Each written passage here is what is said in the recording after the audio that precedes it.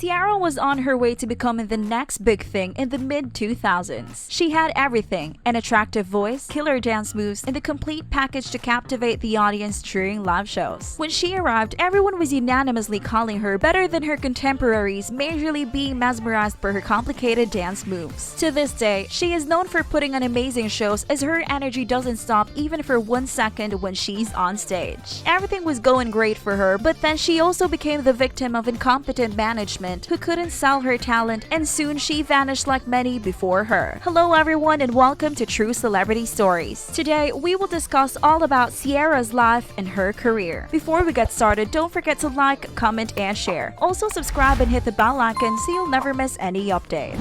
Early life and failed girl group. Ciara was born on 25 October in 1985. Her full name is Ciara Princess Wilson, and the name has an interesting origin story. She was named after the Revlon fragrance that was introduced in 1973. This might be one of the craziest coincidences that after signing a modeling contract with IMG in 2016, the first brand Ciara was signed by was Revlon. She was born to army parents, and growing up traveling was a huge part of her life. She spent a large chunk of her childhood in Arizona, Germany, California, Nevada, and New York. It was when she became a teenager her family settled for good in Atlanta. Ciara had been taking her singing and dance lessons since childhood. She knew performing arts was the field for her. In the early 2000s, musical groups were a huge deal. Ciara also tried to go by this way and formed her own girl group with her two friends called Hearsay. The girls did a few covers and even sent demo tapes to record companies, but they got rejected. Soon the conflicts in the group started rising and they all ended up going their separate ways.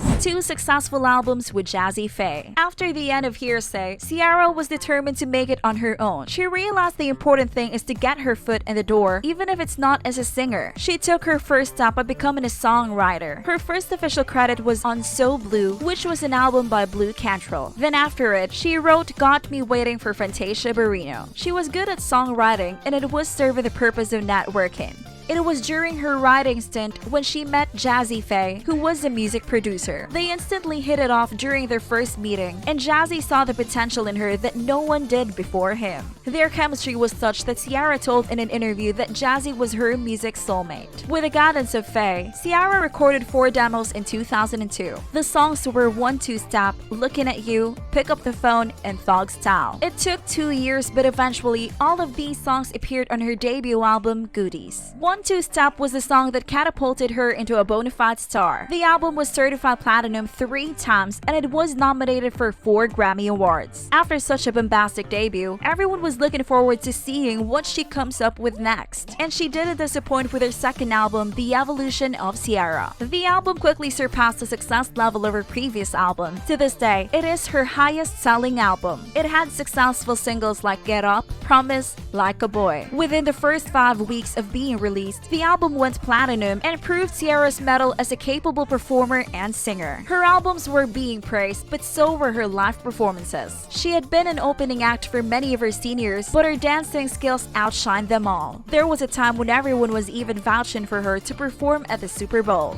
Leaving Jazze Pha's team. After the release of Ciara's second album, she started drifting apart from Jazze. She had some issues with her management, which eventually ended her leaving them. She decided to go for some other label, but that was where her career started going downhill. She was on the way to becoming a superstar like Beyonce, who is as good a performer as a singer. In the industry, it's the management that decides how to play the image of a star to her advantage, but Ciara lost that after leaving Jazze. When reporters asked Jazze Pha how she'll survive upon leaving, he very frankly said, "I made her, she needs me." He didn't believe Ciara got what it takes to survive on her own, which soon was proved right. Get Up hitmaker's strength was mainly dancing more than her singing. People used to go to her shows to watch her perform some crazy moves. That was the main attractions in her videos as well. Jazze enhanced the sellable talent. Even today, he hopes for them to get back together when there is still time for them to create something iconic. He told in an interview, "What I say to people when they say is Jazze Pha and Ciara going to get back together is I hope so. Before we are both old, or I'm too old and she's not even singing anymore, cause I'm a little older than she is, but hopefully so, because I think there's more of a story to be told." Vibe magazine fiasco. After releasing the Evolution album, Ciara put on way too many hats. She decided to foray into acting also with All You've Got in 2006. The critics described the film as way too predictable. Around this time, she was also tipping the toes in the modeling world and doing a lot of shoots. Everything was going all right until she decided to do a risque Vibe magazine shoot. She decided to pose nude for it, and when it hit the stands, the audience was anything but kind. As soon as the magazine got public, Ciara accused them of airbrushing her pictures and even went on to say that they removed her underwear, which she was wearing. The magazine then responded that the idea to do a nude shoot was of Ciara herself, as she wanted to show her growing-up image. The editor even released a statement where he said that they can even post the photos without any retouching so people can see for themselves. It's just dramatic. I'm actually really sad. Almost any photo you see on the cover of Vibe or any magazine is airbrushed to some degree. What I was thinking of doing was releasing the unretouched photos on Vibe's website so people can see what the hullabaloo is all about.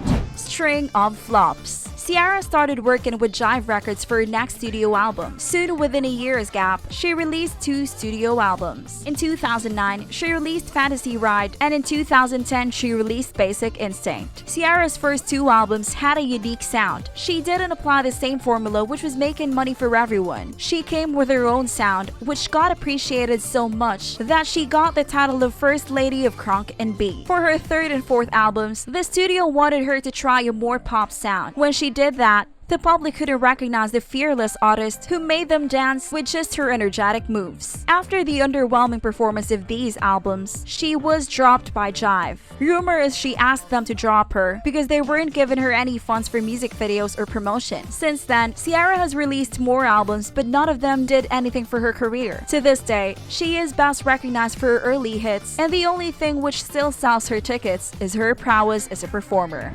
A tough breakup with Future. When Ciara's professional life was not great, her personal life was in shambles too. She had started dating Future in 2012 and was madly in love with him. They got engaged in 2013 and Ciara gave birth to their baby boy in 2014. But after a few months due to Future's infidelity, it was only 4 years later Ciara got the courage to talk about her failed relationship with Future. She told a magazine, "I'd have moments when I would be in the shower, I'd be crying. I had a few different settings. Crying in the bedroom, crying in the shower, crying because I'm not in the happiest place, and it hurts what I'm going through." When Ciara had said that she tried everything to make this relationship work, Future disagreed. He wanted her to stick longer. He unabashedly said, "I'm just not going to settle for anything, you know? Even in my life now, I know I can be a better person. I ain't giving up on myself. So if you give up on me, I ain't got nothing else to say for you. Because if you give up on something that's real, it wasn't real to you."